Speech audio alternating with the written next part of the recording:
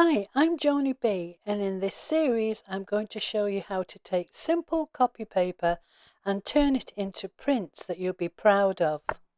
And so you'll never ever be frightened of using your Gelli plate ever again. So this video is just for you if you've never even taken your Gelli plate out of its case, or you have taken it out of its case but hit these problems like too much paint.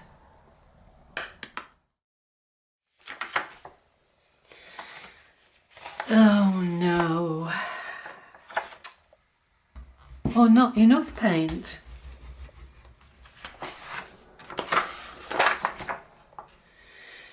Oh no. And so you like purple and yellow and you mix them together and you get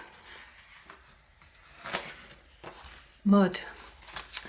Oh dear. And then you use the wrong piece of paper.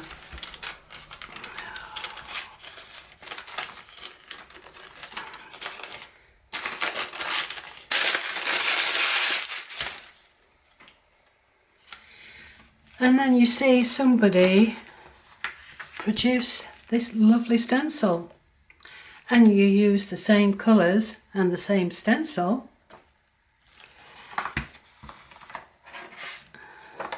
and you get that.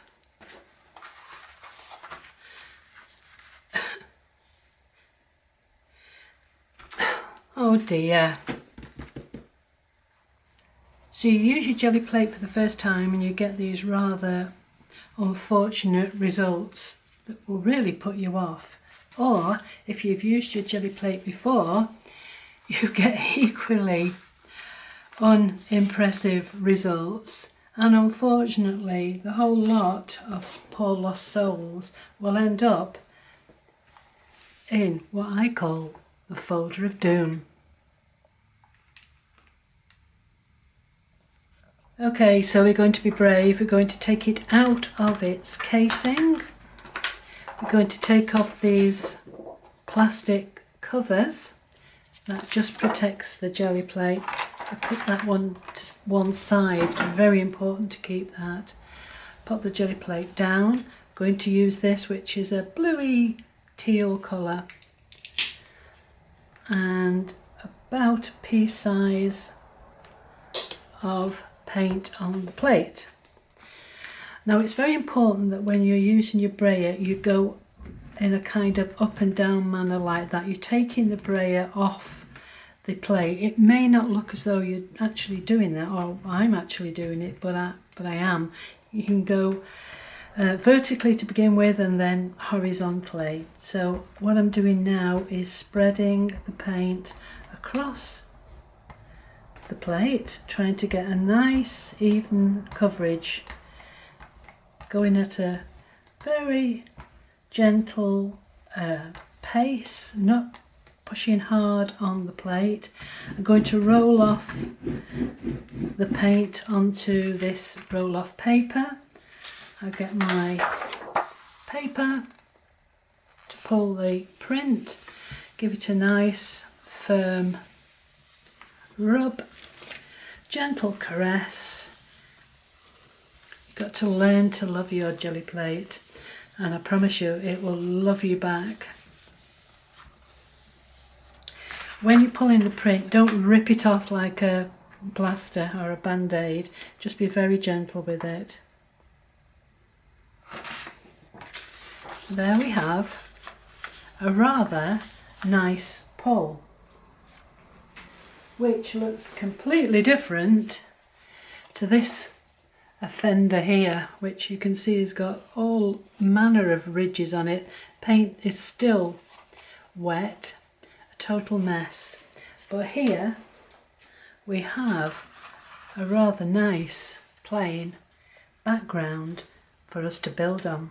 So when I've finished my Gelli plate printing sessions, what I will do is to get the clamshell out again, and I've cut pieces of copy paper the same size as the Gelli plate. Can you see there the mineral oil within the plate? It started to leach out. and we pop that in nice and snug, and then put the other piece of paper on top, close it up, put it away somewhere nice and safe. Don't put things on top of it, because if you dent the jelly plate or you scratch it or make marks on it, the chances are that it will show up when you're pulling the print. So that is episode 1. There's a lot to take in, and I'm hoping that you'll stick with me for the whole of this series. This is just the very beginning, but what I want to do is to try and get you to be brave, to use your jelly plate if you haven't already, and to use it more if you've had hiccups and problems using it.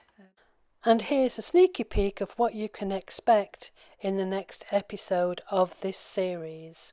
So thanks for watching, and I hope to see you again next time.